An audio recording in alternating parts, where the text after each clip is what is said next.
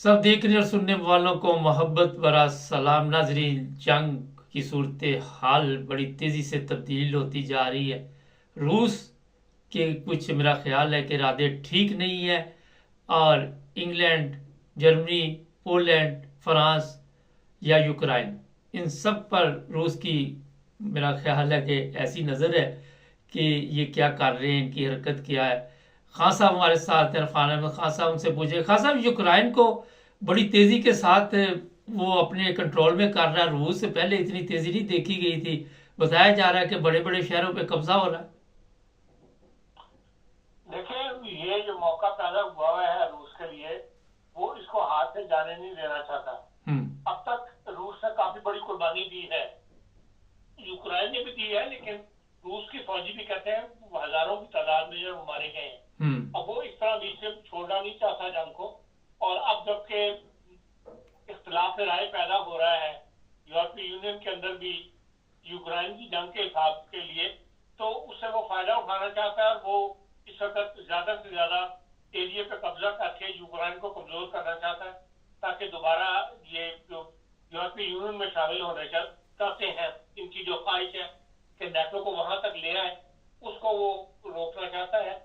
और उसमें बज़ाहिर यही नजर आता है कि वो शायद कामयाब हो जाए। और जिस तेजी से वो हमले कर रहा है और जिस किस्म के वो असली की नुमाइश कर रहा है बार बार पूरी दुनिया को धमकाने के लिए, और उसका हुकूमतें क्या असर लेती हैं ये तो मैं नहीं जानता, लेकिन ये है कि जो यूरोप के अवाम है, ये पूरी दुनिया के अवाम है, उन पर उनका असर वो जरूर कबूल कर रहे हैं। हम्म। जो उसने नया मिसाइल 35 मीटर लंबा मिसाइल बनाया है, जो 18,000 माइल तक जो है वो फ्लाई करके जाके तो चीज तबाह कर सकता है, उससे दुनिया काफी हिली हुई है। और यूरोप के मगरबी दुनिया के अवाम जो है वो डर गए हैं। हम्म। इससे पहली जंगों से ज्यादा अगर जंग होगी तो पहली जंग है कि कोई हैसियत नहीं रहेगी, ये ज्यादा खौफनाक जंग होगी। और जिसका कहते हैं कि 3 गिर गए तो यूरोप को तबाह करके रख देंगे। तो अगर गिरने में कामयाब हो गए तो उससे यह है कि यूरोप के अंदर एक रद्दमल जो है वो अवाम में जाहिर हो रहा है, और वो जंग के खिलाफ जो है मुजाहरे बढ़ रहे हैं जगह जगह। और प्रेशर भी सियासी हुकूमतों पर डाला जा रहा है कि भाई जंग के हालात से कब तक चलेंगे, कब तक हम ये यूक्रेन को पैसा देते रहेंगे, तो जंग के अंदर पैसा झोंकते रहेंगे। आवाम की हालत जो है गुजार, हर जगह रिसेशन की कैफियत जो है पैदा हुई है, हर जगह महंगाई जो है बहुत ज्यादा बढ़ती चली जा रही है, तो ये कंट्रोल में नहीं आ रही। तो उससे रूस जो है वो फायदा उठा रहा है, और वो देख रहा है कि भाई अब यूक्रेन के पास उस तरह की मदद नहीं मिल रही उसको। तो ये तो एक क्लियर बात है कि भाई यूरोप भी और अमेरिका भी अपनी फौजें तो नहीं देगा हम्म। रूस के आगे मरवाने के लिए। हम्म। वो मरना यूक्रेन को ही पड़ेगा। यूक्रेन के फौजी जो है वही मरेंगे, या वो दूसरे मुल्कों में जाके फौजी भर्ती करते फिर रहे हैं। जो एक सर्कुलर ये भी था कि यूक्रेन जो है वो यूक्रेन में जंग में जाके लड़ने के लिए अगर जाओ तो इतना पैसा आपको मिलेगा।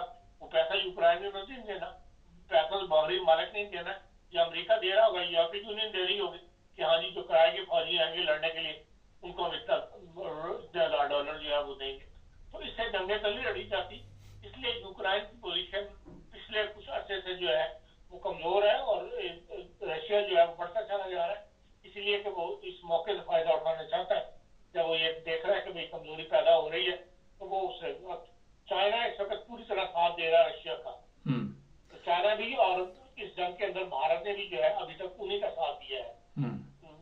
जो भी रूस जी। की वजह से। तो जो बाहर उन ममालिक की तादाद बढ़ रही है जो अब इस जंग का या तो खात्मा चाहते हैं, या उनका झुकाव जो है वो रूस की तरफ बढ़ रहा है, या कम अज कम वो इस जंग को मगरबी दुनिया की हिमायत नहीं करेगी, उस जंग को जारी रखा जाए। इसलिए आपको नजर ये आ रहा है, जो हम देख रहे हैं कि भाई रशिया जो है वो इस वक्त ज्यादा अपना वक्त या अपना ज्यादा कुवत के साथ जो है इस जंग को जीतने की पोजीशन में आ रहा है। जी। हाँ। हाँ साहब, एक यहाँ पे बड़ा अहम सवाल है। जिस तरह आपने महंगाई की बात की, लोगों का ये भी इतराज है कि ये सारा पैसा यूक्रेन की जंग पे लगा रहे हैं और हमारे लिए मुश्किलात पैदा कर रहे हैं। हम यहाँ महंगाई हो रही है, इंग्लैंड में, जर्मनी में, हर जगह पे। तो लोग तो कुछ नहीं, मगर लोगों के कहने से कोई फर्क पड़ता है इस चीज का? देखिए यूरोप में तो बहुत फर्क पड़ता है। हम्म। अब भी सही कहा जा रहा है कि अगर आज जो इंतखाबात हो जाए इन मुल्कों के अंदर, तो जो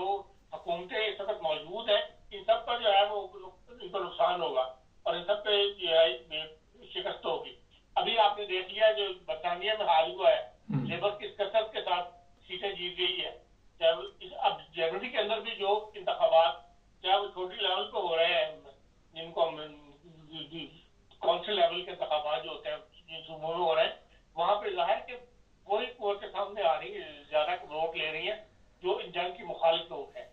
तो इसलिए हुकूमतें तो बाहर प्रेशर तो काम करता है आवाम का, तो जमहूरी मुल्कों के अंदर तो आवाम के प्रेशर से हुकूमतें बनती हैं और उन्हीं के प्रेशर से बिगड़ती हैं। वरना ये ऐसा तो नहीं हुआ करता कि यहाँ कोई फौजी मुदाखलत है या कोई थिंक टैंक जो है वो अपनी मर्जी से काम कर सकते हैं। बहरहाल हर कोई जहाँ जमहूरियत है वहाँ मरहून मिन्नत है आवाम की राय के, आवाम की सोच के, आवाम के फैसलों के। हाँ सर, यूरोप में जो पाकिस्तानी है इस वक्त सबसे ज्यादा मेहरा, क्योंकि उनमें ज्यादा बैठना उठना है, सबसे ज्यादा वो खौफ ज्यादा है, घरों में सामान डाल रहे हैं 6-6 माह का, 3-3 माह का।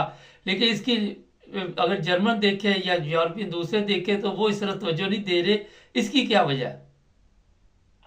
मैं आपका सवाल ही समझा, आवाज क्लियर नहीं कट रही। मैंने कहा पाकिस्तानी ज्यादा खौफज्यादा है इस जंग से, और घरों में 3-3 माह का, 6-6 माह का सामान डाल रहे हैं, लेकिन जर्मन या यूरोपियन इस तरफ तवज्जो नहीं दे रहे। देखिए, इसलिए कि हर सोसाइटी जो है वो अपने अपने दायरे अमल में काम करती है, अपने जो उनको कहा जाता है जिस तरफ उनका ध्यान पड़ जाता है उसी या जिस जिस लीडर से मुंसलिक होते हैं उसकी बात को तरफ वो ध्यान देते हैं। तो इसलिए जाहिर जो कम्युनिटीज अपने अपने दायरे कार में काम कर रही है, वो जो उनको कहा जाता है उस लिहाज से वो लेकिन जर्मन तो कि उनका मुल्क है, वो अपने लिहाज से सोचते हैं, अपने सियासतदानों को देखते हैं। उनको ऐसी हुकूमत की तरफ से कोई ऐसा फायदा नहीं दिया गया कि आप माल जमा कर लें या वो अपने घरों के अंदर राशन इकट्ठा कर ले। इसलिए उन कौमों का ध्यान इस तरफ नहीं है। और अब आजकल के हालात दुनिया में इस किस्म के हैं कि भाई क्योंकि हुकूमतें बहरहाल जमहूरी मुल्कों के अंदर हुकूमतें जिम्मेदार है अपने आवाम को फूड मुहैया करने की, अपने आवाम की जरूरियात को पूरा करने की, और इस तरफ से ये गाफिल भी नहीं होते। इसलिए कि अगर ये गाफिल हो जाए तो इनको वोट को नहीं देगा। इसलिए इन लोगों का रुझान इस तरफ नहीं है कि जो भी होगा ये पैदा करेंगे। आप देखें, यूक्रेन की जंग शुरू हुई है तो आटा भी महंगा हो गया था, आटा मिलना बंद हो गया था, तेल मिलना बंद हो गया था, लेकिन विद इन 2 वीक्स इन्होंने उसके मुतबादिल जो है वो तलाश कर लिए थे। और उसी तरह यही पहली हर चीज की हो गई थी। कोटा सिस्टम की तरफ हम नहीं गए, सवाए इससे कि भाई उन्होंने कहा था कि आप कम चीज खरीदें, लेकिन ये नहीं था कि आप इससे ज्यादा नहीं खरीद सकते। एक तवज्जो दिलाई गई थी कि हाँ जी ये आइटम जो है खाने पीने का या जरूरियात जिंदगी का, उसके लिए लोग अपनी जरूरत के मुताबिक खरीदें, उससे ज्यादा ना खरीदें, ताकि इसलिए सबके अंदर वो चीज डिवाइड हो जाए, सबको मिलती चली जाए। लेकिन ये रुझान के भी आप सामान वगैरह जमा कर लें, ये इस तरफ अभी तक तो यूरोपियन कौम वगैरह रुझान नहीं है। हाँ सर, आखिर में बताइए, आप समझ कि अगले कोई चंद माह में कोई ऐसा रूस की तरफ से हमला हो सकता है जो एटमी हमला हो? देखिए, जो हालात है उसमें तो नजर यही आता है कि अगर जंग शुरू हुई तो वो रूस की तरफ से ही शुरू होगी। लेकिन इसका जो नुकसान है, एक माशी नुकसान जो है वो सबसे ज्यादा लगता है कि चीन को उठाना पड़ेगा। इसीलिए चीन अभी भी देख ले, पिछले चंद दिन पहले यूरोपियन ममालिक के दौरे करके गए हैं। चीन के सदर जो है जिनमें ईस्टर्न यूरोप में भी वो गए हैं, अभी भी इस वक्त आजकल रूस के सदर जो है वो चीन के अंदर मौजूद है। 3 दिन के दौरे पर गए थे तो आज का तीसरा दिन है। तो इसलिए तैयारियां तो वो कर रहे हैं, लेकिन मैं नहीं समझता कि चीन जो है वो इस तरह जंग के अंदर इस वक्त इन्वॉल्व होने की पोजीशन में है या चाहेगा कि दुनिया के अंदर कोई जंग जो है वो पैदा हो जाए। सवाल इसके तो उसके ऊपर जंग थोप दी जाए ताइवान वगैरह के इलाके के अंदर, जो एक मदमनी कैफियत है। और अमेरिका और कोरिया की जो नजबल इनकी जो अमेरिका और मगरब जो साथ दे रहे हैं उसका अमेरिका का ताइवान के लिए, उसमें एक पॉइंट ऐसा है जहाँ पे चीन जो है बाद इलाकों पे कब्जा करना चाहता है, बाद पे कर लिया है, बाद से मजीद करना चाहता है, और उसके लिए वो रोक रहे हैं।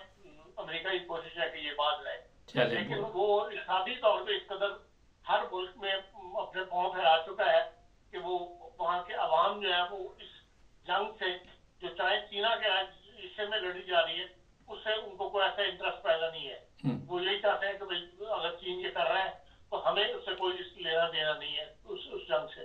तो इस लिहाज से वहाँ चीन की पोजीशन बेहतर है। लेकिन चीन नहीं चाहता कि भाई जो यूरोप के अंदर या दुनिया में जिस कदर उसके इक़्तिसादी अपने मजबूत पार काट चुका है, वो उनको कोई नुकसान पहुंचे, और ना ही यूरोप जो है उसका मुतअव्वल हो सकेगा। और इस कदर चीन की इम्पोर्ट जो है चीन की दुनिया से बढ़ चुकी हुई है कि ये ममालिक भी चीन के साथ जंग से अवॉइड करेंगे। बहुत शुक्रिया खान साहब का। नाज़रीन, एक बड़ी ज़बरदस्त बात खान साहब ने कही, अफरा तफरी हमारे लोगों में बड़ी जल्दी फैला दी जाती है, और जो ये जमहूरी ममालिक हैं यहाँ पे गवर्नमेंट इस चीज़ की ज़िम्मेदार होती है कि अगर जंग की सूरत हाल होती है तो अपनी आवाम का किस तरह उन्होंने ख्याल रखना। अपनी आवाम के लिए ज़ाहिर है उन्होंने ये वोट लिया होता है, और हमारे लोगों में, पाकिस्तानियों में होता है कि खलबली मच जाती है और पकड़ लो शुरू हो जाती है, ये ले लो, वो ले लो, ये कर लो, वो कर लो। तो थोड़े से हौसले के साथ, सब्र के साथ, तहम्मुल के साथ चलना चाहिए। इस तफसील में मैं जाना नहीं चाहता। चैनल को सब्सक्राइब करें, जुड़े रहें हमारे साथ।